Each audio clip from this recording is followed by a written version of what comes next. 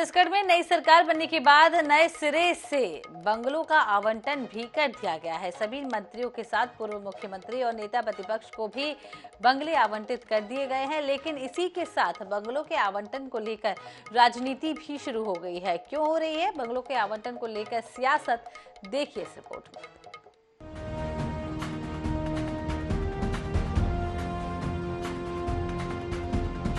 सत्ता की हनक और सरकारी बंगलों की चाह किसे नहीं होती, लेकिन कई बार चाह अधूरी रह जाती है।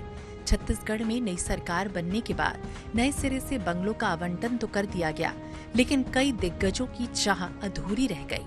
पूर्व मुख्यमंत्री और विधानसभा अध्यक्ष डॉक्टर रमन सिंह ने मुख्यमंत्री के नवा रायपुर शिफ्ट होने की स्थिति में मुख्यमंत्री निवास में रहने की इच्छा जताई थी।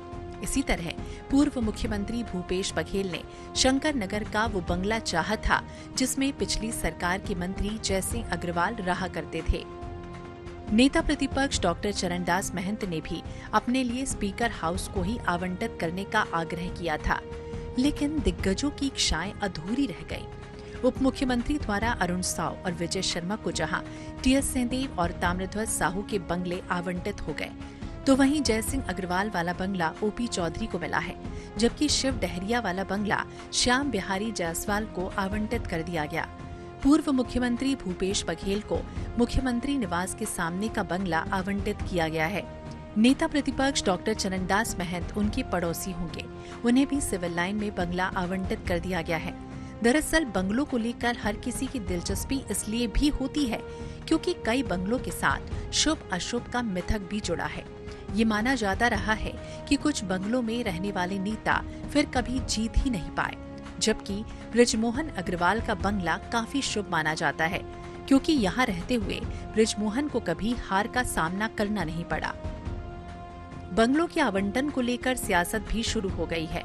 पूर्व मुख्यमंत्री शिव डहरिया जहां बंगलों के आवंटन में सरकार को विपक्ष के नेताओं की पसंद को ध्यान में रखने की बात कहते हैं, तो वहीं भाजपा प्रवक्ता कहते हैं कि कांग्रेसियों को अब बंगले का मुंह छोड़ना चाहिए। भारतीय जनता पार्टी के मंत्रियों को बधाई कि उनको नए बंगले आवंटित हो गए हैं, लेकिन सरकार की तरफ से हमारे जैसे नेता प्रतिपक्ष आदरणीय महंत जी और हमारे पूर्व मुख्यमंत्री आदरणीय भूपेश बघेल जी, उन लोगों ने जिन बंगलों की मांग की थी निश्चित रूप से उनको दे देना चाहिए था। उसमें कोई ज़्यादा राजनीति नहीं होना चाहिए, लेकिन अब सरकार की इच्छा है, वो उनके ऊपर निर्भर करता है कि वो किसको कहाँ बंगला आवंटित करते हैं। कांग्रेसी अपनी सुख सुविधा के लिए राजनीति के क्षेत्र में आते हैं, तो विपक्ष में रहने के बाद भी वो अपनी सुख सुविधा तलाशते हैं। मतलब समझ लीजिए जब सत्ता में रहे होंगे तो कितना भोग विलास का मन रहा होगा। ये जनता की सेवा का भाव इनमें नहीं होता। अरे वो ढूंढ रहे कि जनता की सेवा कैसे कर सकते हैं, कहाँ कर सकते हैं। बंगला ढूंढने में क्या मिलेगा, वो तो आराम करें, घर में रहें और पूरा सुख का उपयोग करें। अगर सार्वजनिक क्षेत्र में राजनीति में आए हैं तो बंगला नहीं ढूंढना चाहिए। ये विलासिता के कारण ही तो धक्का दिया है जनता ने। सरकारी बंगलों के साथ रसूख तो जुड़ा है, साथ ही कई मिथक भी जुड़े हैं और यही वजह है कि समय समय पर इसे लेकर सियासी वार पलटवार होते रहते हैं। ऐसे में भले बंगलों के आवंटन को लेकर सियासी चर्चाएं होती रही हों, जिम्मेदार के नए पते में शिफ्ट होने के बाद कामकाज में जरूर तेजी आएगी। INH 24/7 के लिए रायपुर से गौरव शर्मा की रिपोर्ट।